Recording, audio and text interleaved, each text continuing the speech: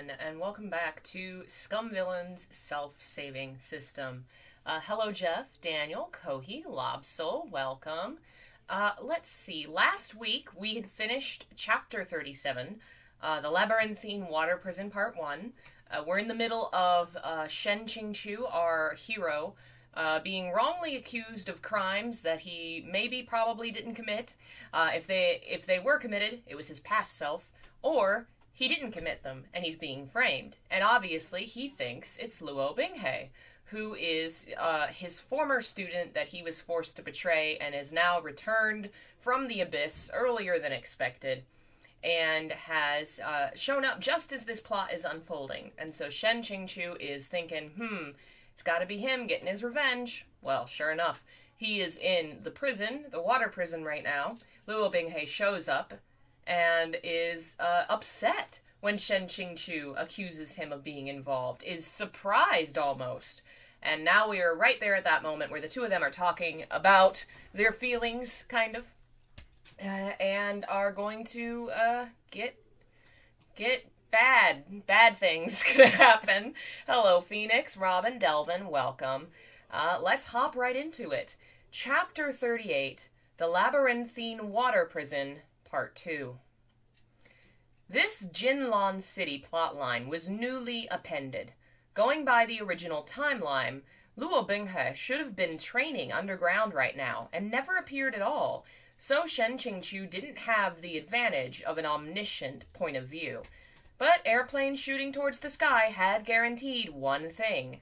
After Luo Binghe completed his training and returned to the surface, every scheme and slaughter had something to do with him. However you thought about it, the most suspicious one was him. Luo Binghe's expression was sullen.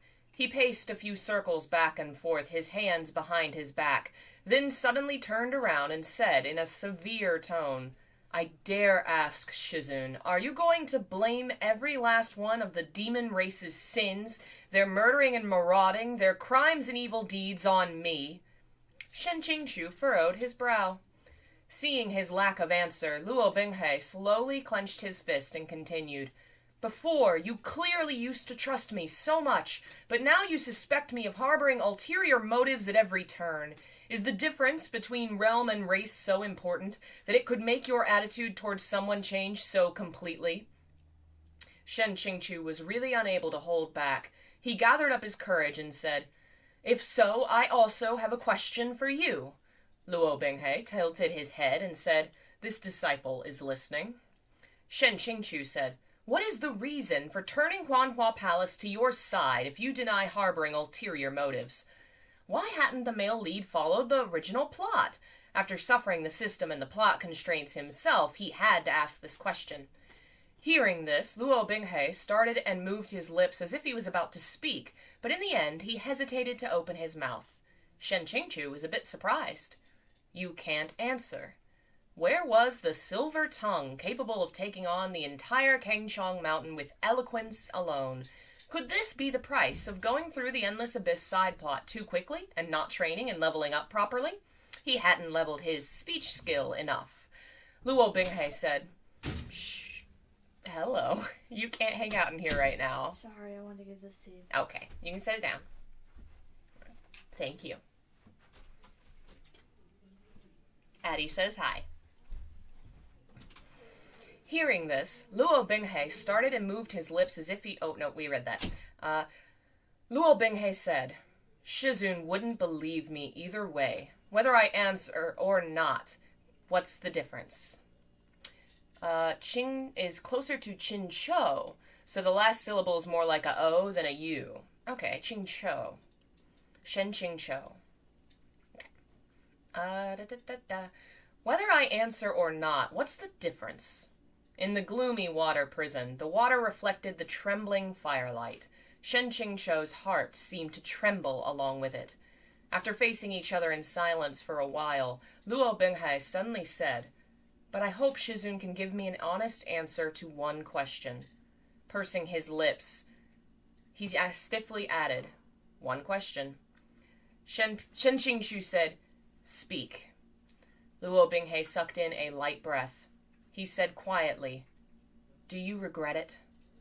Shen Qingqiu closed his mouth and did not reply. His eyes moved, looking Luo Binghe up and down from head to toe. This, do you regret it, was all he said, nothing more. He must be asking if he regretted kicking Luo Binghe into the endless abyss. Nonsense. Of course he regretted it. His intestines had gone green with regret. But what did Luo Binghe mean by asking this question? Shen Qingqiu's temples were twitching, when suddenly a giant window popped up before him. Please look at the choices. Choice A. Yes, this master has regretted it since long ago. These past few years there wasn't a moment I did not spend in remorse, though it was far too late. Choice B. A cold laugh. After seeing what you're like today, I know there was no need to regret. Or choice C. Maintain silence. Damn it. You upgraded and this thing was the fucking upgrade? What is with those parentheses? You even set the tone and expression for me. Do you think we're playing a dating sim? This was worse than the original low-tech version. Quickly, who can give me System 1.0 installation package? I'll thank their entire family. Shen Qingqiu's face filled with black lines. A is way too fake. If I was Luo Binghe, not only wouldn't I believe it, I'd be disgusted. What the hell is B? Do you wish he'd snapped my neck last time? System, please make a suggestion. Selection. Jeez, I can't read today. Candy's back. Hello, Mr. Cross. Tintin, welcome.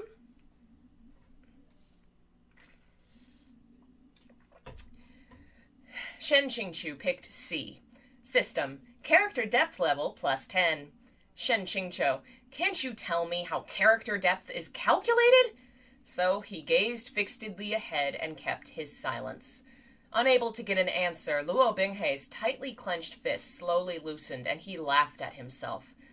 I knew the answer, but I still asked Shizun the question. I'm so stupid.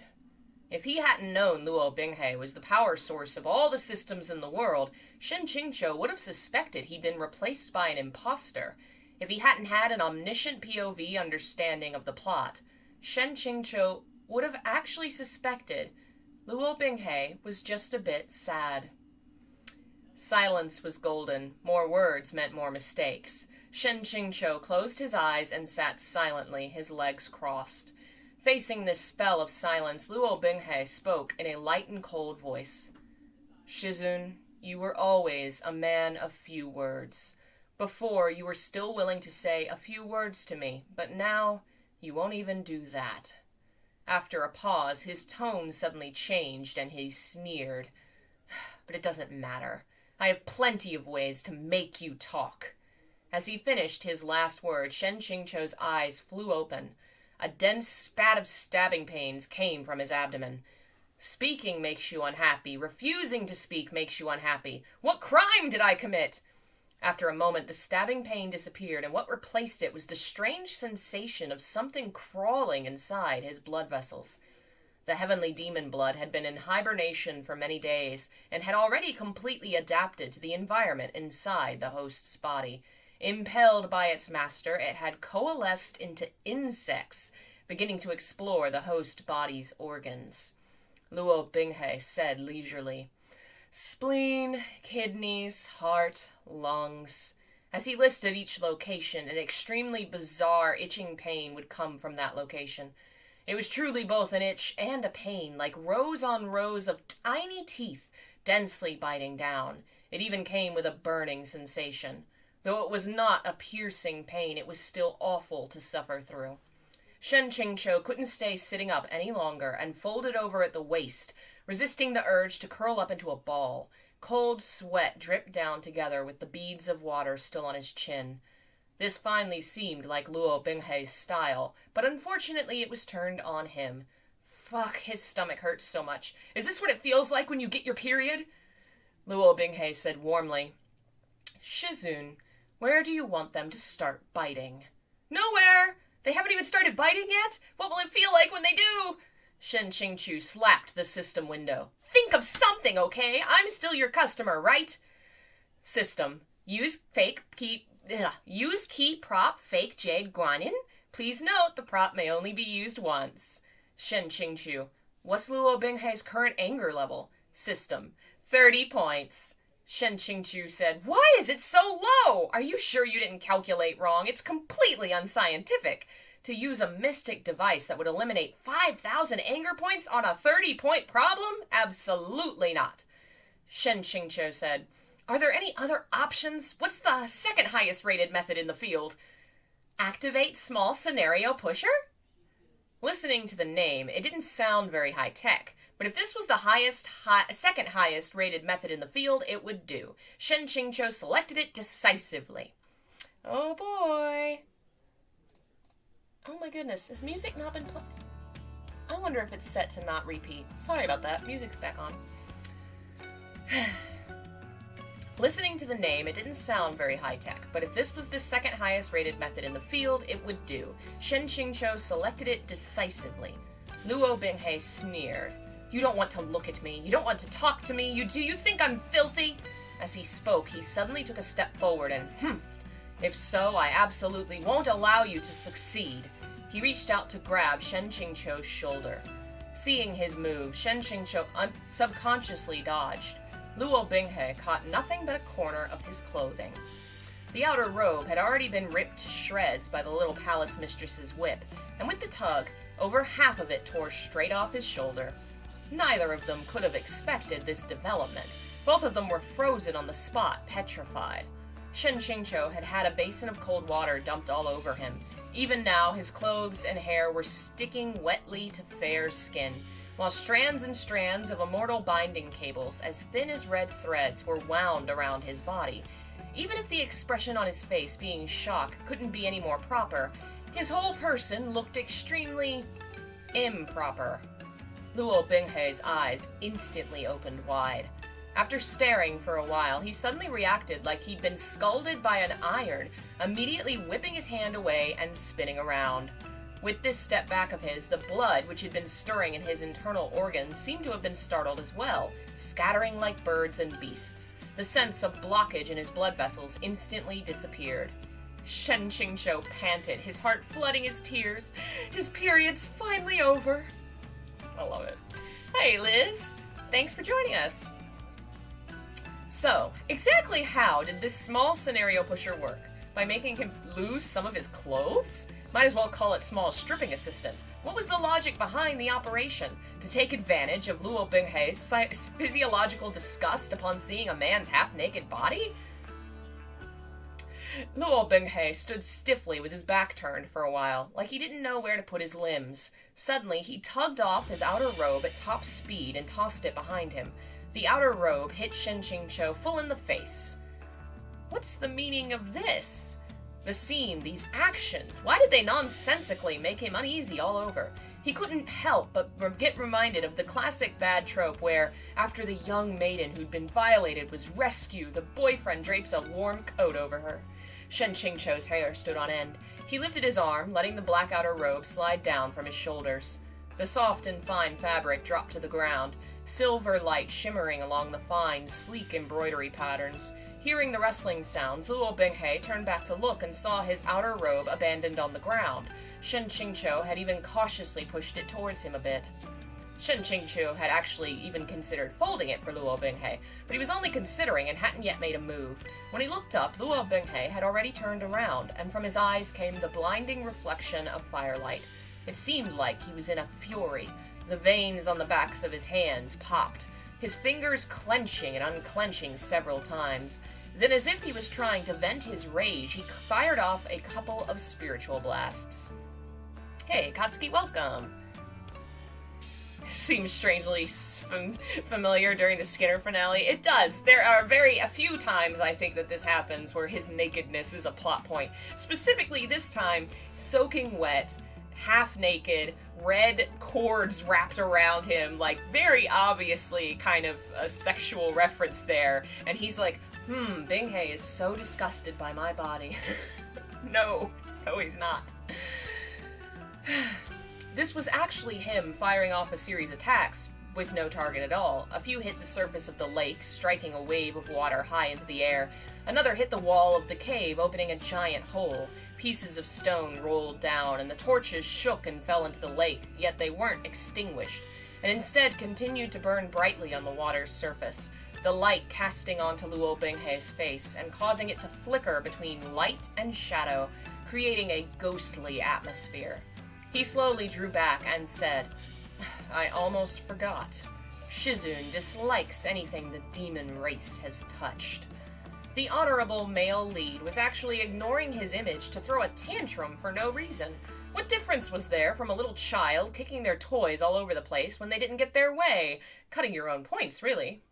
It's so obvious. He does not understand at all. He's so smart. How has he not picked up on the fact that Binghei is trying to help him and feels like his teacher is spitting in his face because he's a demon? Just talk to him! Ugh. Of course, the system did get in the way that one time, but it doesn't keep him from talking about anything else. He just couldn't answer the one question. Say something!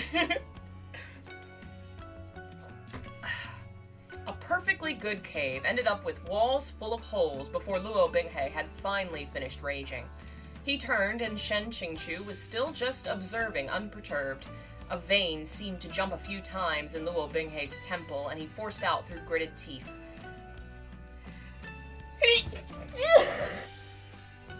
Sorry, that came out of nowhere. Apparently Luo Binghei sneezed. No. In a month, I want to watch just how you will fall from grace. After throwing down those words, he swept his sleeves and walked away, slamming a hand down onto the mechanism as he exited the wave. With a rumble, the water curtain poured back down. Shen Qingcho sat in place, staring upwards in bewilderment. He'd already become a prisoner for him to do with as he pleased, so why was he so angry? Yeah, Shen Qingchu's not wrong to be terrified, and I think this is, you know, the story is a comedy, so they heighten up the humoristic part, you know, the humor and the jokes, but I think he really is just so afraid out of his mind he's not seeing things clearly. That is what's going on. Because otherwise, how can you not see? He literally says, "Oh, so you hate me, so now I'm a demon." All he'd have to say is, "No." No, I'm scared because you have parasites inside me. Anyway. Alright. Let me see if my music is set up appropriately. Ba-ba-ba. Are you right? Yes. Loop, yes. Let's see, are you right? Okay, there we go. Hopefully it will work now. Chapter 39, Escape from the Water Prison. The inside of the cave was dark and gloomy. When the freezing wind blew, his wet clothes stuck to his skin, freezing him until Shen Qingcho gave a firm shiver. To one side, Luo Binghei's outer robe still lay tossed on the ground. Shen Qingcho's mind couldn't help but wander off. When Luo Binghei had been training at Qingjing Peak, forget about his mood swings now. He'd never even randomly thrown tantrums, but the way he'd looked while shaking out his sleeves and storming off unexpectedly made Shen Qingcho see a tiny shadow of the little sheep from the past. Coming back from his thoughts, his entire body was racked with cold, and he wanted to sneeze. With no other option, Shen Qingcho's fingertips gingerly closed over that black outer robe and hesitantly draped it over himself. It couldn't be helped. Just then, if it hadn't been him being tsundere, but that he simply couldn't make himself do this in front of Luo Binghei. In the original work, didn't Luo Binghei give the girl this exact robe every time after having sex? How could he, right in front of the protagonist? Shen Qingcho discovered that every time he tried to meditate or clear his mind, there would always be some form of outside disruption. For example, at Lingxi Cave then, and now again in the water prison. Are we going to watch more of the anime and finish Untamed? We will, yeah. We've just had other stuff going on, unfortunately. Maybe this Wednesday we'll be able to do it. The stone path rose and the water curtain stopped flowing. Gong Yishao hurried across the path. With only a glance at Shen Qingcho, his feet slipped out from under him. He stammered, Senior Shen, you... Shen Qingcho didn't think anything was strange. What about me?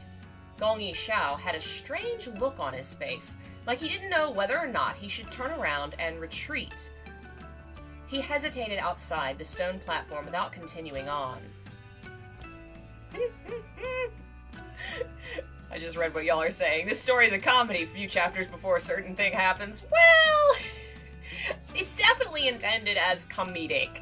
Like, it plays a lot, it plays in funny ways with a lot of tropes and ideas, but it also really breaks your heart, too. Gong Yishao said hesitantly, "That robe, isn't it?" Shen Qingqiu sighed. Luo Binghei's outer robe. Gong Yishao finally reacted. He quickly coughed, then asked, "How has Senior Shen been these past 2 days?" I am going to murder every human. I will be right back. Oh, jeez.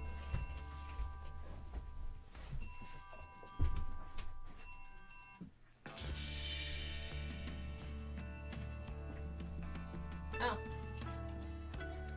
Kitty left anyway, so. Ugh. Aw, there you are, over there. Oh, well. Maybe he'll come back. Where were we?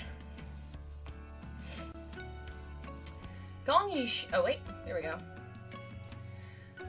Gong Yishao finally reacted, and he said blah blah blah. Shen Qingqiu replied, "Satisfactory. If he wasn't so popular, he'd be even better. Within the span of 2 days, 3 people had already visited.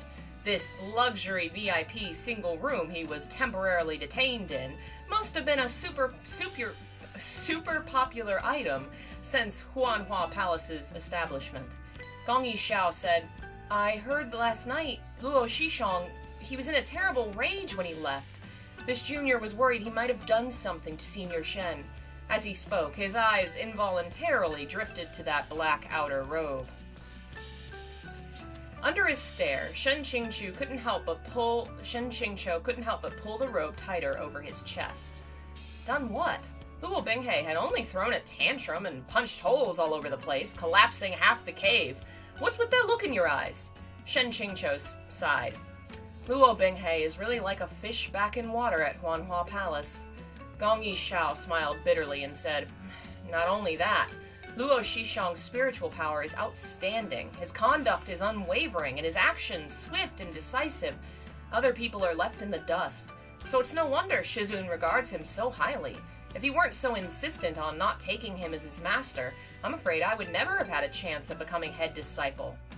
Seeing the look on his face, Shen Qingqiu could sincerely sympathize. Gong Yishao said resolutely, "This junior came to see you about an important matter. This morning, Peak Lord Shang requested an authorization pass from my master, but his application was delayed and he doesn't know when he can get through. He seemed like he had some pressing business and asked this junior to bring in a letter." As he spoke, he reached into his lapel. Fuck, it really was a letter. It was only hastily folded twice, without even a wax seal or a sealing spell. Shang Qinghua, how daring! Gong Yishao said, "Please relax, senior. I've already looked through the letter." "Then relax my ass!" Gong Yishao continued. "However, I couldn't understand what it was saying." Shen Qingqiu internally let out a sigh of relief.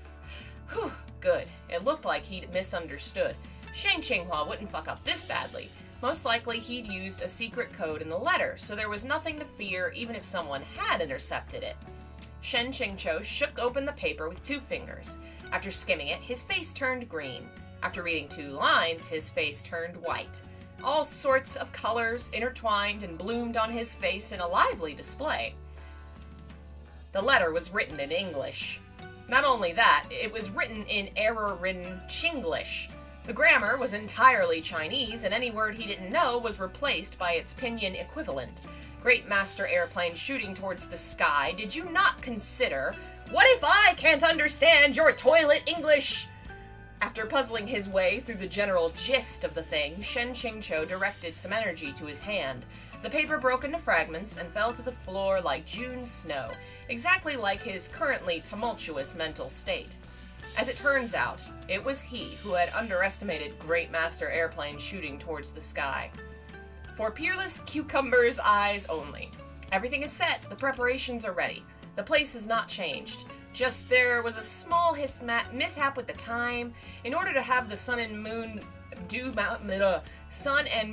mushroom mature as soon as possible, I fixed up a little something to promote its maturation, but I accidentally overdid it. Right now it's as mature as it will ever get, and will rot in no more than a week. So, I hope you can leave Huanhua Palace's water prison as soon as possible. Don't worry, it was only something like chemical fertilizer, so there shouldn't be any difference when using the mushroom. Probably. This wasn't just being unreliable. Did the concept of reliable even exist in this guy's life? What does toilet English mean? I guess it's so, a combination of Chinese and English that's so hard to understand because he only half knows English. I would be curious to see that letter.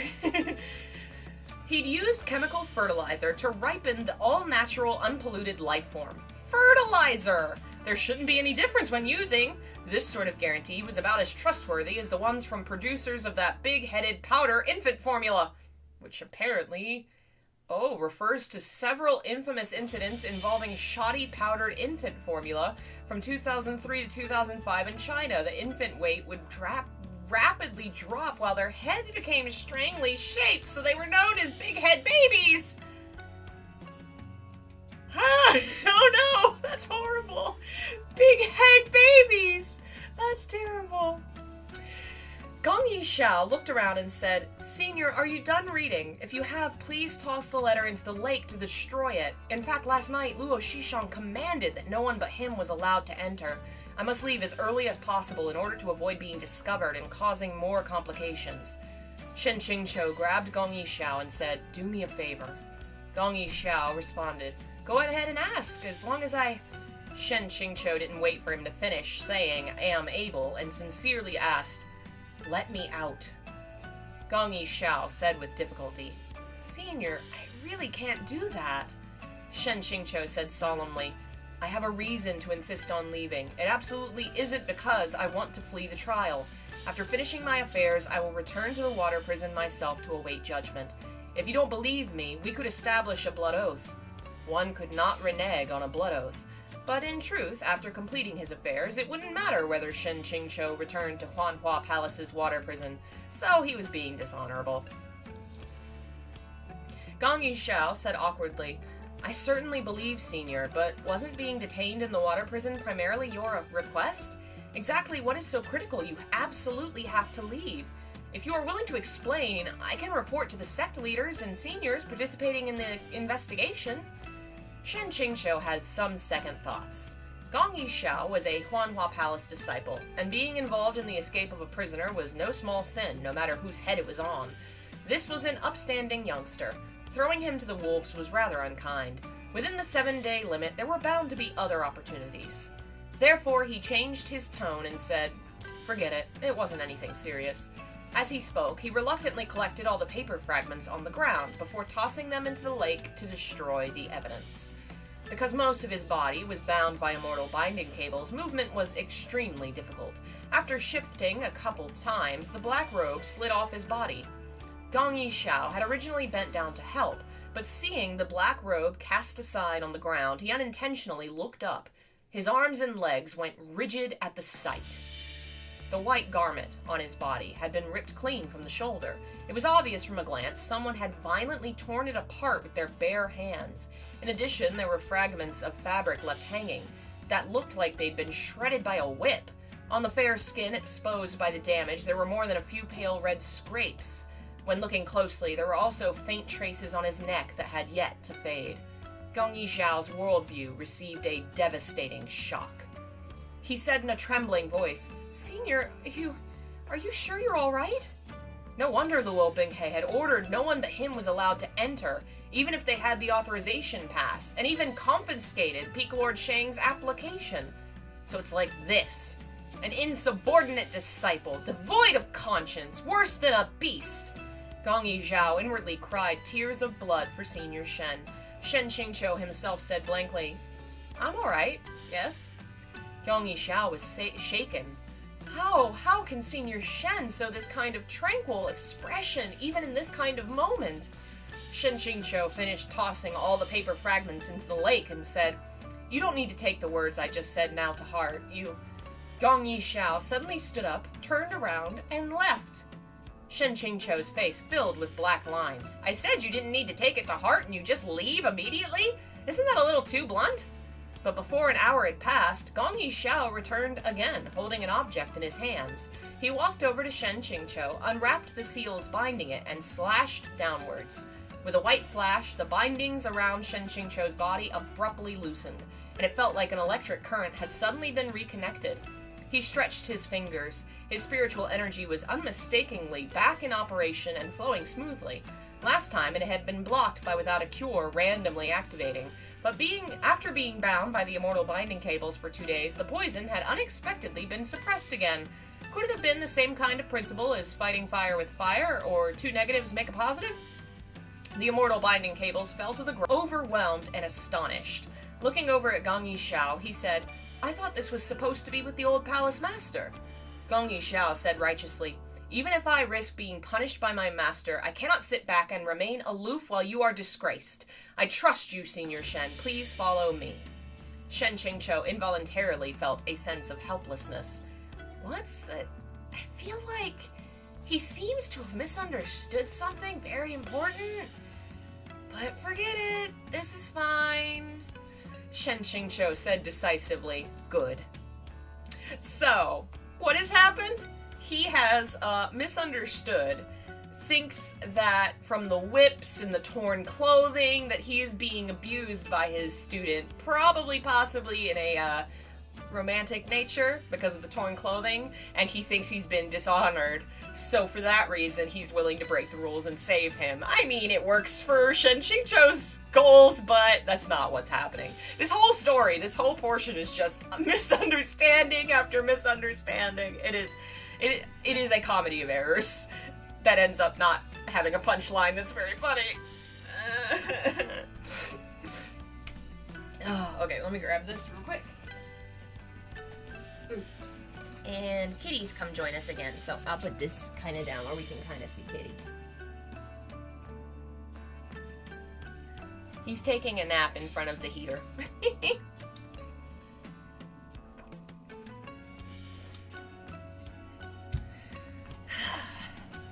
Though the heavenly demon blood in his body was still dormant, no matter where he ran, Luo Binghe would always be able to know where he was.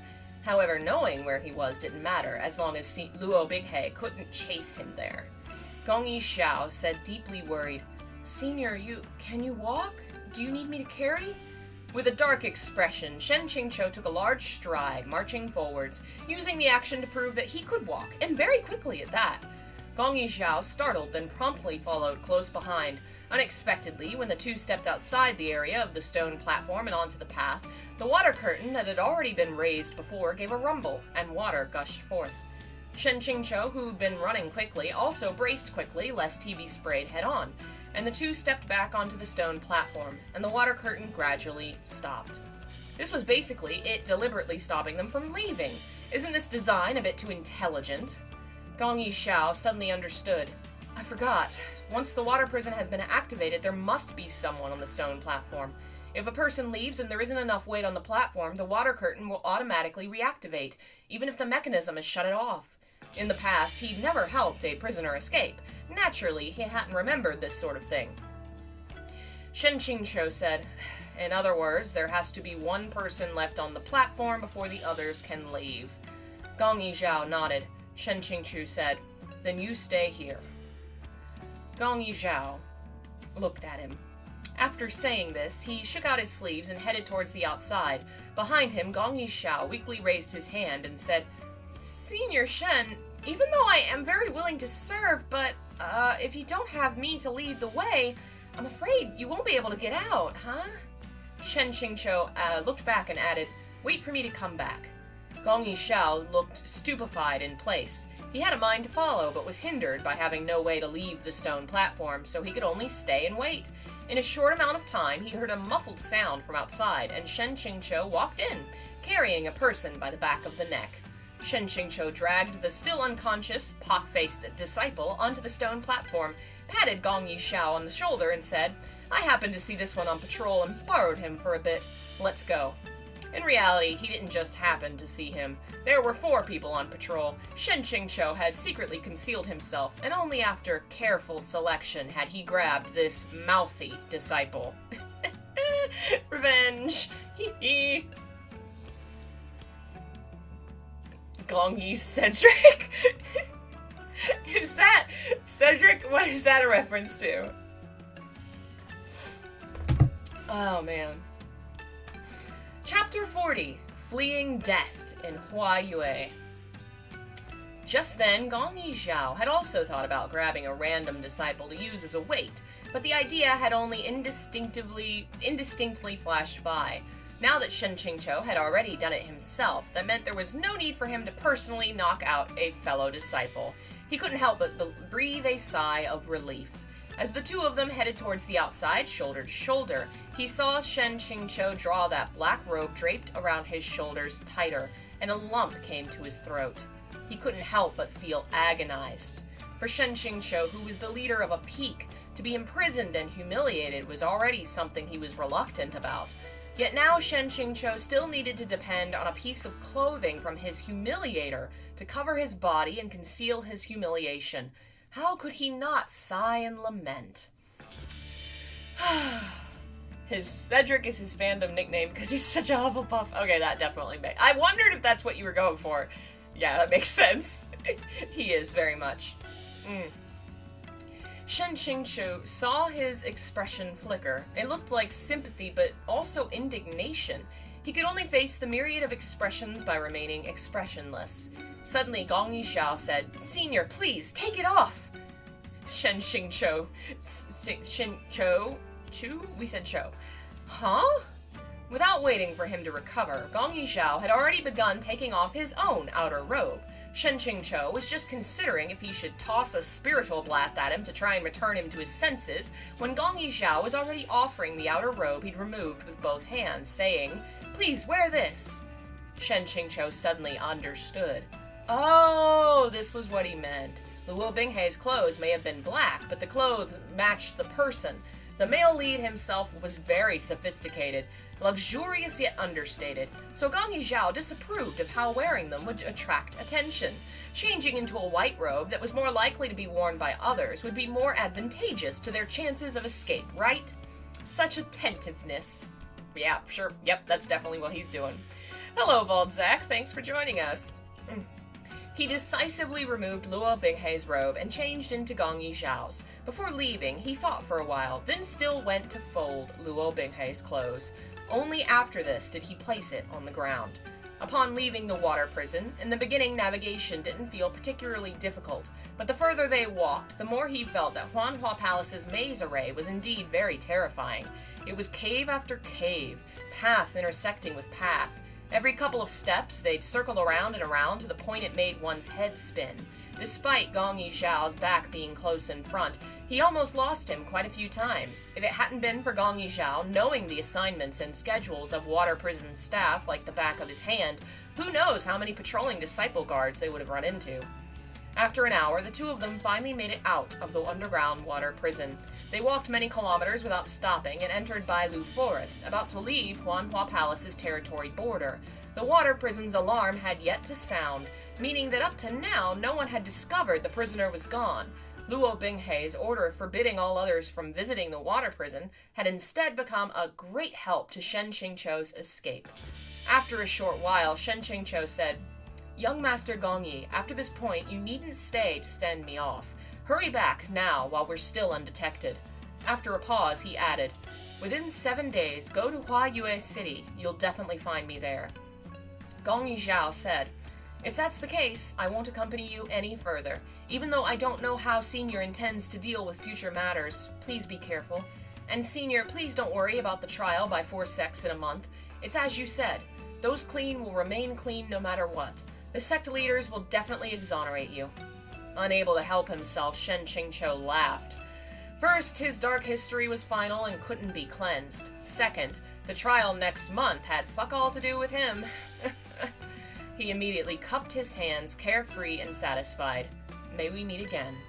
The road from Huanhua Palace's border to Huayue City went through the most densely populated, most economically developed area of the Central Plains, which also meant that within this area was concentrated a very large number of secular cultivation sects and influential families. The cultivators of this world valued aerial defense highly. Like in Jinlan City, they would often set up aerial defense barriers over their territories. If an immortal sword or spiritual device flew through above the speed limit, it would be undoubtedly discovered and reported to the sects higher up. Obviously, it would be like bombastically broadcasting his path of escape with a megaphone. Shen Qingqiu flew part of the way and walked another part of the way without rest until he finally arrived at Huayue City the following night. His arrival timing was extremely unfortunate. A festival celebrating the establishment of Huayue City was happening at the time. The city would be brightly lit the entire night and was adorned with colored lanterns. Soaring dragons and lion dances filled the streets, the drums and music thunderous. People were packed together. On his arrival, dark clouds covered the moon. Without the support of sun or moonlight, the chance of failure would greatly increase. Anxious about the odds, Shen Qingqiu decided to wait for the time being, at most one day. If after one day the clouds were yet to disperse, he couldn't afford to care anymore. If the chance of failure would be greater, let it. It would still be better than clinging to an overripe sun, moon, dew mushroom and crying. At that point, even if it was cooked and served with alcohol, it would reek of fertilizer. As Shen Qingqiu walked slowly, he'd occasionally bump into rowdy children or brush past groups of laughing girls. He had a slight feeling that it was a pity. If he weren't currently fleeing, he would have been able to take a thorough tour of the city.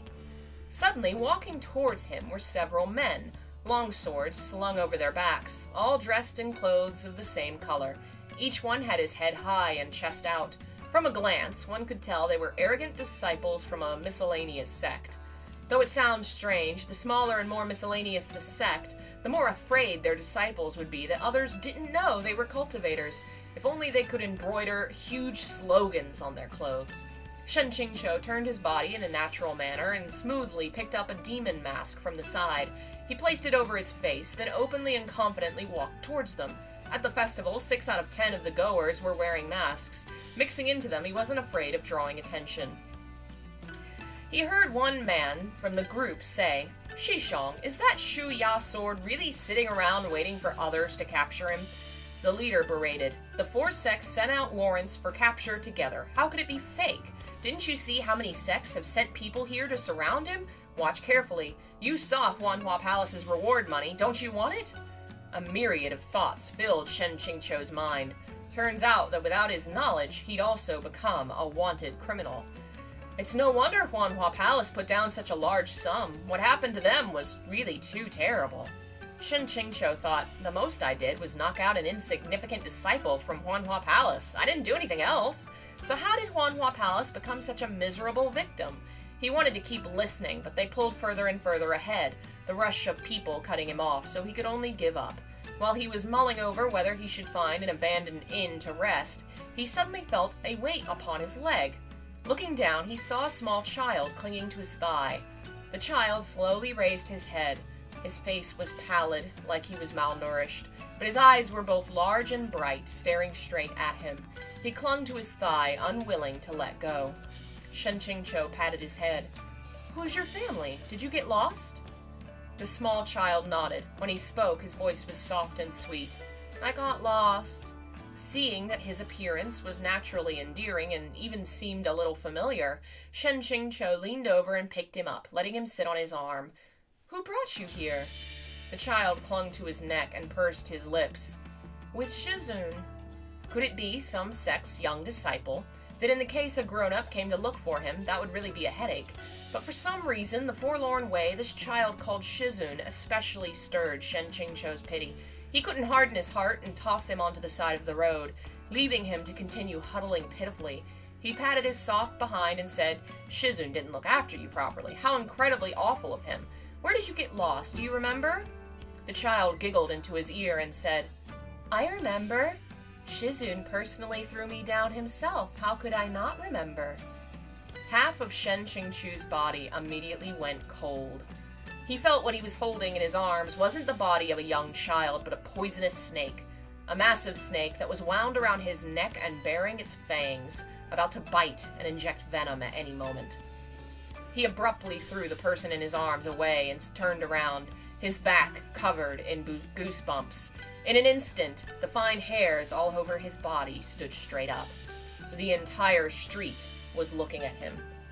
The ones wearing masks, the ones not wearing masks. In a moment, it was like they were all frozen, holding their breaths and watching him. For the ones wearing masks, their sinister and demonic visages were frightening, but the ones not wearing masks were even more panic-inducing. They didn't have faces. Shen Qingqiu's instinct in that instant was to place his hand on Shu Ya, but he quickly caught himself. He couldn't attack. This was what he'd taught Luo Binghe back then. While within Meng Mo's barrier, attacking people appearing in the dream realm would be attacking his own spirit. From Shen Qingqiu's forehead dripped cold sweat. He had actually completely failed to realize when he'd entered the barrier, though people never remembered when and how exactly a dream began. But he'd been fleeing. It couldn't be he was dull-witted enough to fall asleep on the side of the road while running. From behind him came a tender voice. "Shizun." Just then, when the voice had been heard by his ear, it had sounded clearly and utterly adorable and tender. But now, listening to it, there was actually something unspeakably terrifying about it. A child, Luo Binghe, stood behind him, smiling faintly. "Why don't you want me anymore?" Shen Qingqiu decisively refused to turn his head and immediately took off. Though he'd said that these faceless people were all watching him, no, you couldn't say watching because they didn't have eyes. Their faces were all turned in Shen Qingqiu's direction, and he could indeed feel the weight of countless gazes on him. Shen Qingqiu pretended he couldn't see any of this and charged straight ahead, thrusting aside anyone who was in his way. Suddenly a hand intercepted his palm. He turned his head to look. Though this hand was slim, its strength was terrifying, basically like an iron hoop. A 14-year-old Luo Binghe firmly gripped his wrist. On his face was not only the bruising that had been there for years on end, but overflowing melancholy. Those pitch-black eyes stared right at him, almost within reach. "Ah, you're still coming." Shen Qingqiu tried 3 times before he finally flung him off, then pushed aside the crowd and continued to run. First was a child, second was a youth. If next came an adult version, he really wouldn't be able to take it. But the street seemed to go on forever with no end in sight. After the small stalls on either side, the faceless playing children, the demon-masked girls, all appeared a second time. Shen Qingqiu was finally certain. The street within the dream realm was looping. Going forward was fruitless. Since neither forwards nor backwards worked, he'd blaze a different trail. Shen Qingqiu looked left and right, then darted to the front of a liquor shop. Crimson lanterns hung high before the shop's doors. The red glow muted and beautiful, yet the wooden doors were tightly shut. Shen Qingqiu pulled onto the doors and walked inside when they immediately slammed closed by themselves. The inside of the house was dark. There was even a cold breeze blowing through. Rather than being inside a liquor shop, it felt closer to entering a cave. Shen Qingqiu didn't find this unexpected. Dream realms couldn't be reasoned with using common sense. Every door had the possibility to lead anywhere. At this moment, a series of eerie noises drifted by his ear. They sounded like the extremely labored, incessant panting of a person close to death, whose lungs had been punctured, who was in terrible agony. Moreover, it didn't seem like only one person. Shen Qingqiu snapped his fingers, flicking forth a flame from his fingertips, aiming at where the strange noises had come from. The flame illuminated the scene entirely without leaving out a single detail, and his pupils immediately shrank to pinpoints. Liu Qingge was holding Cheng Luan, the blade aimed at himself and stabbing it into his chest. Dun dun dun! Let's see, that was the end of chapter 40. Let's see how far we got to go.